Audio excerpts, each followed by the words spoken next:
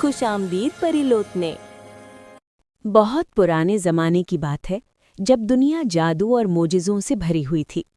उस दौर में एक अजीम और शानदार सल्तनत थी जिसके बादशाह की शान व शौकत दूर दूर तक मशहूर थी। बादशाह के महल की दीवारें संगे मरमर की बनी हुई थीं और छत सोने से चमक रही थी।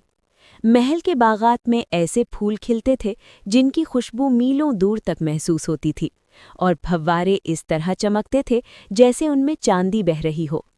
बादशाह की सिर्फ एक बेटी थी जिसका नाम प्रिंसेस मलिका था। वो बेहद खूबसूरत थी।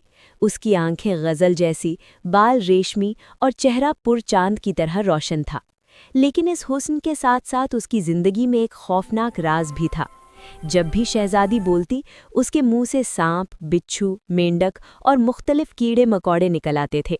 लोग कहते थे जैसे कुछ लोग मोती उगलते हैं, मगर शहज़ादी के अल्फाज जहरीली मखलूक बनकर निकलते थे।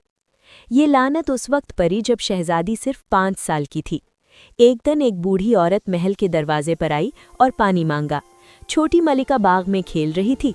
उसने गुरूर और बदतमीजी से उस औरत को कहा कि तुम गंदी और बदसूरत हो, यहाँ से चली जाओ। वो बूढ़ी औरत असल में एक ताकतवर जादूगरनी थी जो शहज़ादियों के दिल आजमाने आई थी। गुस्से में उसने बद्दुआ दी और कहा कि जैसे तुम्हारी ज़ुबान जहरीली है, अब तुम्हारी ज़ुबान से जहरीली मखलूक निकला करेगी।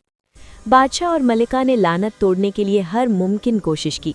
दूर दूर से जादूगर, फकीर और दानिश्वर बुलाए गए, मगर कोई कामयाब न हो सका। किसी ने कहा ये लानत सिर्फ सच्चे प्यार से टूटेगी, किसी ने कहा शहज़ादी को खुद अपनी गलती का एहसास होना चाहिए, और कुछ ने कहा ये लानत कभी नहीं टूट सकती।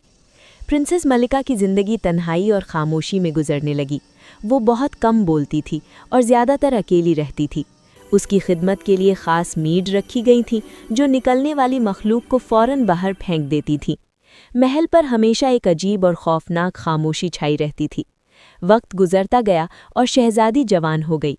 अब वो शादी के काबिल थी, मगर कौन ऐसी दुल्हन से शादी करता जिसके मुंह से सांप निकलते हों? बादशाह ने बहुत से रिश्ते भेजे, लेकिन सच जानते ही सब इनकार कर देते। एक दिन पड़ोसी सल्तनत का एक शहज़ादा महल आया। उसका नाम प्रिंस आदिल था। वो बहादुर और अक्लमंद था। उसने शहज़ादी के हुस्न को देखा तो हैरान रह गया, लेकिन उसे ये अजीब लगा कि वो बिल्कुल खामोश रहती थी। जब उसने वजह पूछी तो बादशाह ने गम भरी कहानी सुना दी। शहज़ादा हैरान हुआ, मगर पीछे न हटा। उसने कहा, मैं आपकी बेटी से शादी करना चाहता हूँ, चाहे उस पर कोई भी लानत क्यों न हो। शादी हो गई। शादी की रात शहज़ादे ने प्यार से कहा, मलिका, तुम मुझसे बात क्यों नहीं करती? शहज़ादी ने डर के मारे सर झुका लिया, मगर जब शहज़ादे ने दोबारा कहा तो उसने हिम्मत करके बोला, मुझे डर लगता है।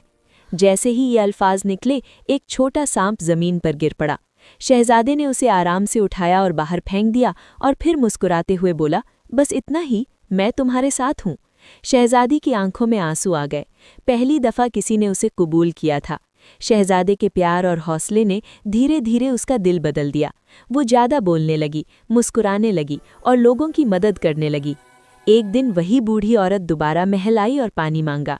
प्रिंसेस मलिका ने उसे पहचान लिया। इस दफ़ा उसने इज्जत से पानी दिया, खाना पेश किया और माफ़ी मांगी। जादूगरनी की आंखों में आंसू आ गए। उसने शहज़ादी के सर पर हाथ रखा और कहा कि तुमने सच्चे प्यार और अच्छे किरदार से लानत तोड़ दी है। अगली दफ़ा जब शहज़ादी में बात की तो उसके मुंह से मोती, हीरे और खुशबूदार फूल निकल आए। महल खुशियों से भर गया।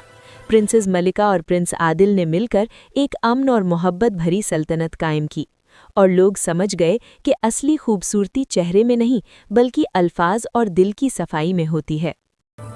मिलते हैं एक और जादू भरी कहानी में।